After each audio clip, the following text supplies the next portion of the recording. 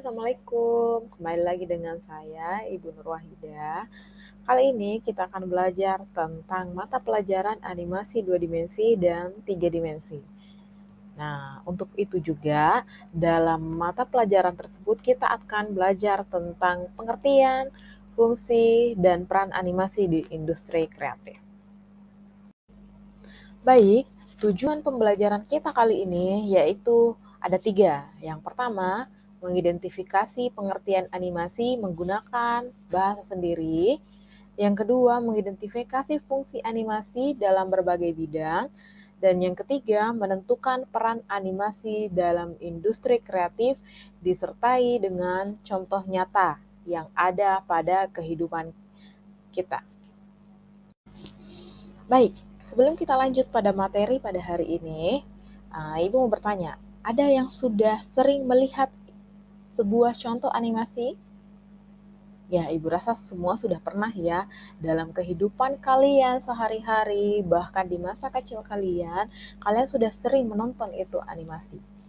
Tapi mungkin belum sampai sini belum memahami yang mana jenis-jenis animasi yang kalian tonton.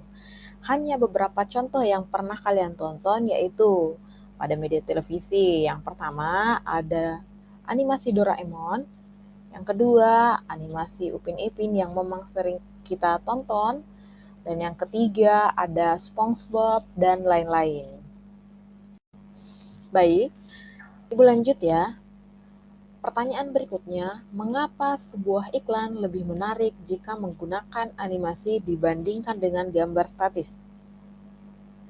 Oke, kita jawab sama-sama ya.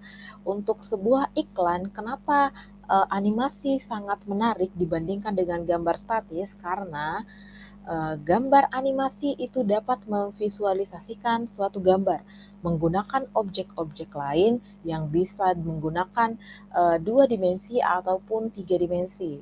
Dan juga bisa menambahkan efek visual dan menambahkan suara maupun instrumen.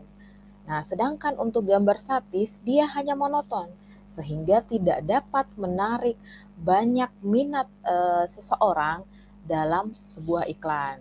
Ya, sampai sini paham ya?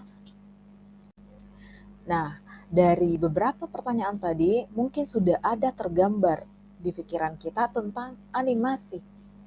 Ya, sekarang kita akan belajar tentang pengertian animasi. Pengertian animasi secara etimologis, kata animasi berasal dari bahasa Latin, yaitu animer, yang berarti menghidupkan atau memberi jiwa. Nah, animasi adalah proses penciptaan ilusi gerakan dengan menampilkan serangkaian gambar diam atau model 3 dimensi secara berurutan dalam kecepatan tertentu.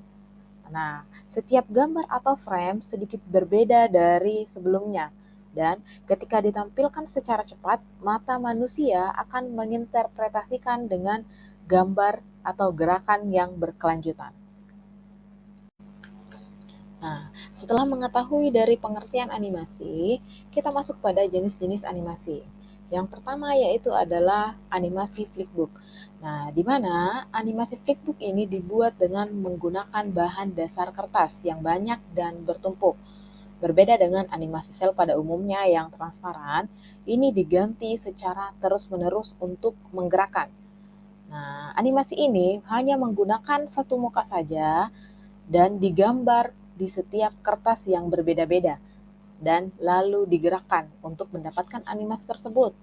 Nah, animasi akan terlihat jika tangan membalikkan setiap lembar kertas dengan kecepatan animasi tergantung dari sebagaimana kecepatan tangan kita untuk membalikkan suatu kertas. Nah, sehingga sulit untuk menentukan durasi animasi ini.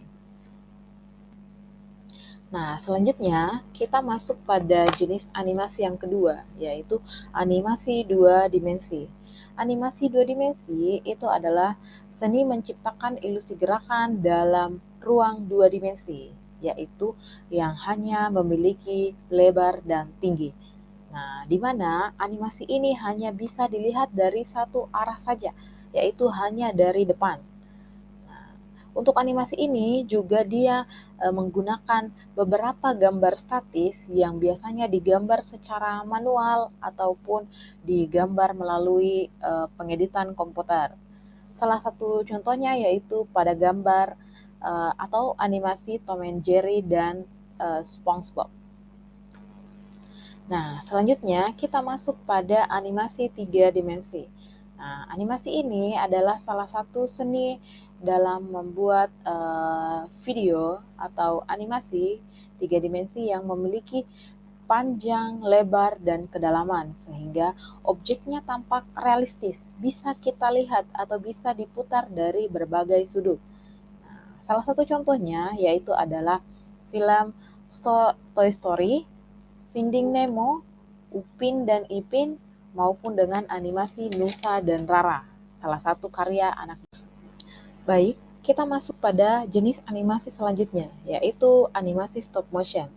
Nah, secara umum, stop motion merupakan teknik menggerakkan subjek, baik berupa gambar, orang, patung, maupun benda lainnya. Nah, dengan itu kita mengambil gambar menggunakan alat perekam, baik menggunakan kamera ataupun media digital lainnya, sehingga dari semua gambar tersebut kita gabung menjadi satu atau kita edit, sehingga gambar seolah-olah bergerak. Nah, beberapa contoh film yang tergolong dengan jenis ini yaitu adalah animasi Sound the Ship. Nah, dari animasi Sound the Ship itu dibuat dari tanah liat yang dibentuk menjadi sebuah karakter lalu mulai dianimasikan. Baik, jenis animasi selanjutnya yaitu adalah motion graphics. Nah, di mana animasi ini berbasis grafis seperti teks, logo, icon, bentuk geometris, dan lain sebagainya. Nah, dari gambar grafis tersebut digerakkan untuk menyampaikan pesan. Salah satu contohnya yaitu media presentasi animasi, opening acara TV, iklan, maupun beberapa fitur media sosial. Baik, selanjutnya kita masuk pada jenis animasi yang terakhir, yaitu animasi interaktif. Nah, di mana animasi ini berinteraksi langsung dengan pengguna melalui teknologi. Nah, seperti VR, yaitu virtual reality, di mana kita masuk pada dunia teknologi. Tapi di dunia teknologi ini kita harus menggunakan headset dan suatu. Lanjut untuk VR, yaitu kita seolah-olah masuk pada dunia virtual, sehingga kita menggunakan teknologi baik berupa headset maupun kacamatanya. Sedangkan untuk augmented reality adalah kita menciptakan beberapa visual ke dunia nyata. Contohnya, misal seperti filter Instagram atau filter TikTok, maupun dengan beberapa game yang pernah populer di kalangan kita, yaitu mencari Pokemon. Nah, selanjutnya kita masuk pada fungsi animasi. Yang pertama yaitu adalah bidang pendidikan, di mana pada bidang pendidikan ini biasanya kita menggunakan animasi untuk menjelaskan konsep abstrak. Biasanya seperti proses pembelajaran fotosintesis ataupun menjelaskan tentang mekanisme mesin. Dan juga untuk contoh lain biasanya yaitu menjadikan media pembelajaran interaktif seperti pembuatan e-learning dan simulasi. Nah, yang kedua, kita masuk pada bidang hiburan. Untuk yang bidang hiburan, di sini biasanya sering kita lihat untuk memberikan pengalaman visual ataupun pengalaman menyenangkan secara emosional.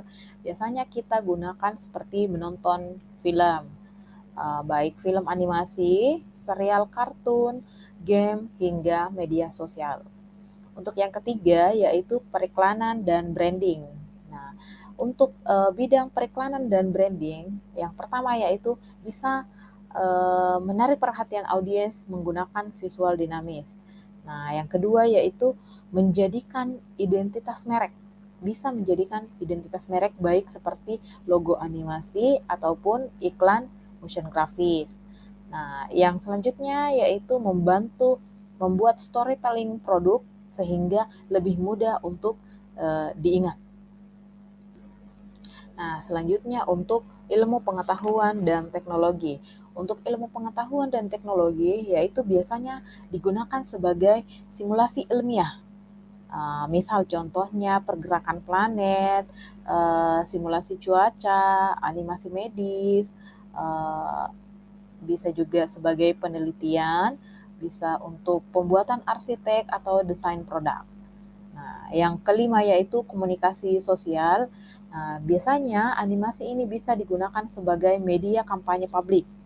Misal tentang animasi tentang kesehatan, animasi tentang lingkungan, dan animasi tentang pendidikan.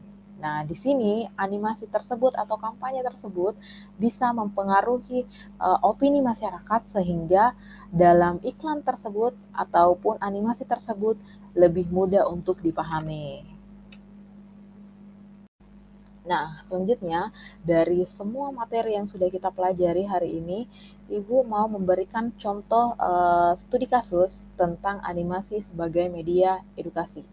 Nah, untuk pertanyaannya yaitu sebuah lembaga kesehatan ingin membuat kampanye tentang pentingnya mencuci tangan dengan benar. Mereka ingin konten yang mudah dipahami semua umur dari anak-anak hingga orang dewasa. Sehingga yang harus kalian kerjakan ataupun yang harus kalian buat yaitu yang pertama, jenis animasi apa yang paling efektif untuk menyampaikan pesan edukasi ini. Dan yang kedua, bagaimana animasi bisa membantu menjelaskan tentang langkah-langkah mencuci tangan dibandingkan menggunakan gambar statis. Dan yang ketiga, jika kampanye ini ingin diunggah di media sosial, strategi apa yang harus diperhatikan? Nah, silahkan dengan membuat studi kasus ini bisa membuat pemahaman kita tentang animasi lebih bertambah. Baik, terima kasih untuk hari ini.